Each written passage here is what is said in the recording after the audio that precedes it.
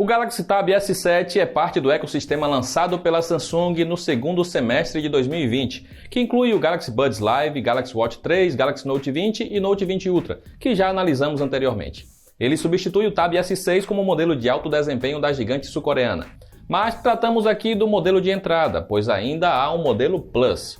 O desempenho do Tab S7 é garantido pela plataforma Qualcomm Snapdragon 865 Plus, combinado com 8 GB de RAM e 256 GB de armazenamento interno na versão vendida no Brasil. Será que esse conjunto é o suficiente para dar conta de trocar o notebook por ele? É o que você confere nesta análise do tudocelular.com. A Samsung adotou uma construção premium para seu mais novo tablet, exceto por um importante detalhe, a tela, que falaremos mais para frente. Os frames laterais são fabricados em metal na cor cinza chumbo, que é a mesma da traseira. Por falar nela, temos aqui uma construção discreta. Há um pequeno módulo que abriga as duas câmeras e um ímã para abrigar a caneta S Pen.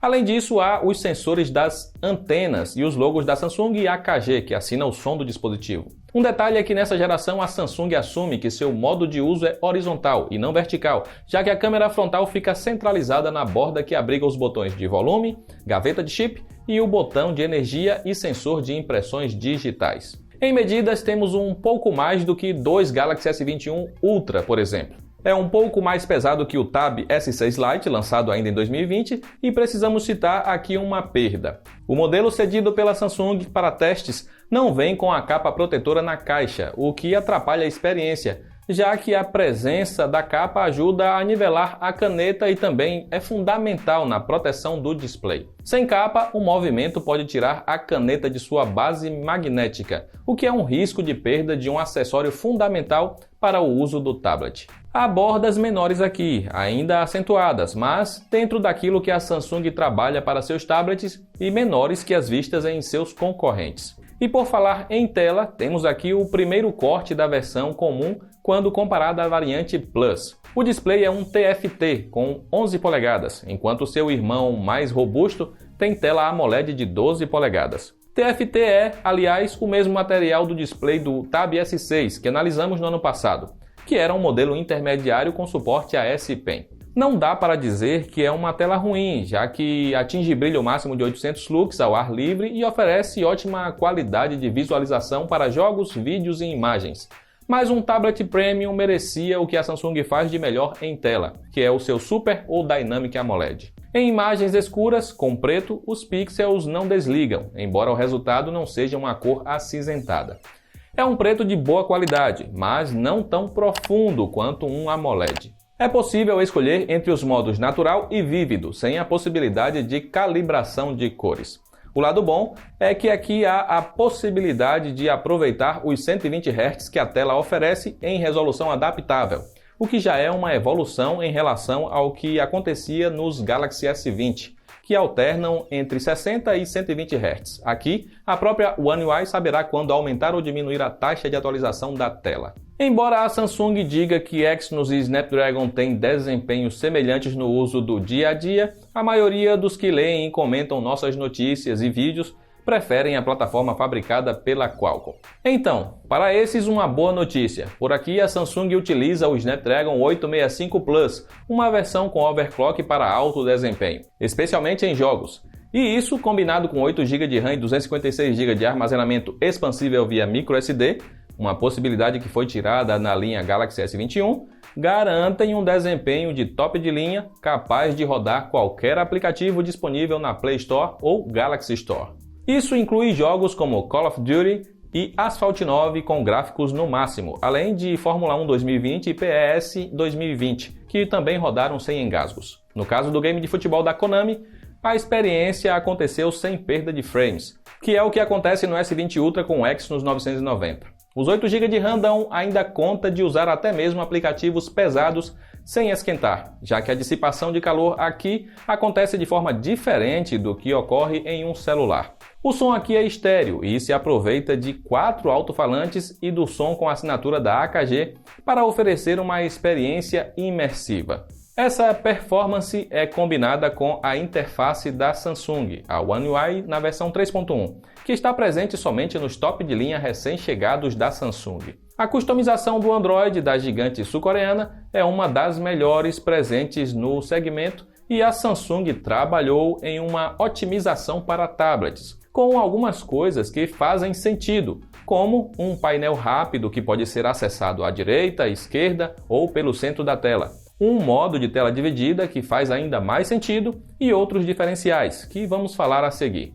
O problema é que nem sempre uma boa interface do Android para celular se reflete tão bem em um tablet. E o resultado disso é que ainda falta algo para que a One UI e o próprio Android aproveitem o que uma tela maior e em diferente proporção pode oferecer para o tablet. Os ícones ficam grandes e a impressão é de que os conteúdos ficam muito esticados. Se em funcionalidades algumas coisas já fazem mais sentido, visualmente ainda há o que melhorar. Precisamos falar também da bateria, de 8.000 mAh, que é suficiente se o tablet não for o seu dispositivo principal. A One UI segue gastona e uma jogatina de apenas 20 minutos foi suficiente para comer 4% de bateria. Soma-se isso a outros 20 minutos de vídeos no YouTube e lá se foi 10% de energia. O carregamento com o carregador que vem na caixa do Tab S7 foi de aproximadamente 3 horas para fazer de 0 a 100%. O que diferencia a linha Tab 7 das outras linhas de tablets da Samsung e até mesmo de seus concorrentes, incluindo a Apple,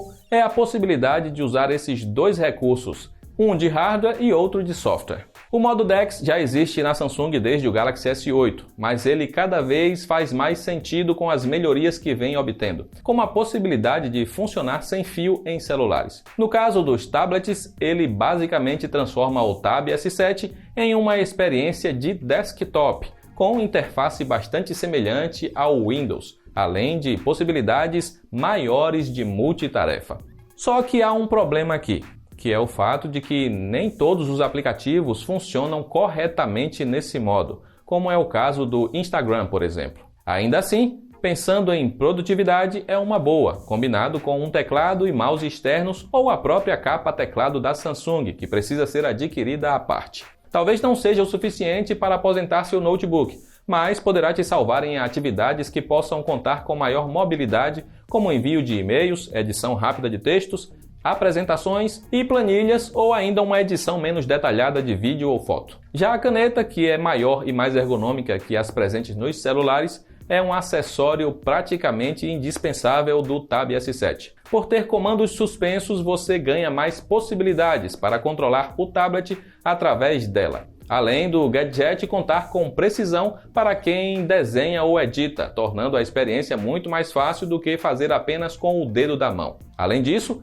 ela funciona via Bluetooth e carregá-la não demora mais que 1 minuto. Talvez há um ano analisar câmeras para tablets não faria sentido, já que dificilmente alguém sacaria um tablet da mochila para fazer uma foto. Mas a pandemia mudou esse quadro e com mais pessoas em casa, as câmeras voltaram a fazer sentido, especialmente para videochamadas. Para isso, o Tab S7 tem frontal de 8 megapixels e capaz de gravar vídeos em Full HD a 30 fps. Parece pouco, mas tente procurar uma webcam capaz de gravar em 4K para ver o preço. Na traseira, conjunto duplo de 13 e 5 megapixels. O que surpreende é que a Samsung dedicou bastante atenção ao que as câmeras podem fazer. O aplicativo conta com modos presentes somente em celulares top de linha, como o modo Pro em vídeo, Single Take e Vídeo Retrato, que é o desfoque de fundo em vídeos. Em modos, o tablet da Samsung tem mais possibilidades que, por exemplo, intermediários como o M51.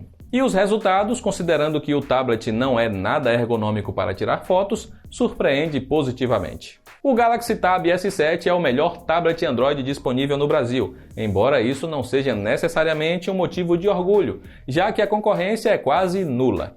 Mas o elogio aqui fica para dizer que a Samsung consegue trazer para um tablet uma experiência capaz de concorrer com modelos da maçã. E essa experiência se dá pela boa tela, mesmo sem ser AMOLED, um som estéreo e desempenho agradável de top de linha. Seu único porém está no sistema operacional, já que o Android ainda luta para oferecer uma experiência tão boa quanto o iPadOS. Talvez seja a hora de repensar um sistema exclusivo para tablets que aproveite todo o potencial de uma tela maior sem apenas esticar a interface do celular. Mas o problema aqui é outro. O melhor preço no momento em que publicamos essa análise é de R$ 5.100, um valor talvez maior que um notebook intermediário com placa de vídeo dedicada, e até mesmo modelos gamer têm preços semelhantes. Esse valor já chegou a ser o suficiente para comprar até mesmo o Galaxy S20 Ultra, que apareceu em promoções. E não é só isso. A experiência do tablet só fica completa com a capa teclado, que custa cerca de R$ 1.200. A não ser que você realmente queira o melhor tablet Android disponível, não há motivos para recomendar o modelo, visto que um celular ou um computador top de linha custam a mesma coisa. Nossa recomendação para a compra do Galaxy Tab S7 acontece no momento que ele chegar a um patamar de R$ 4.500 ou menos. E para acompanhar as melhores ofertas para ele, basta acessar a análise completa em texto no link que está aí abaixo. Aproveita para comentar se você já se rendeu ao tablet após a pandemia ou ainda prefere o celular ou o computador portátil. Comenta aí. Eu vou encerrando por aqui. Um forte abraço e até a próxima.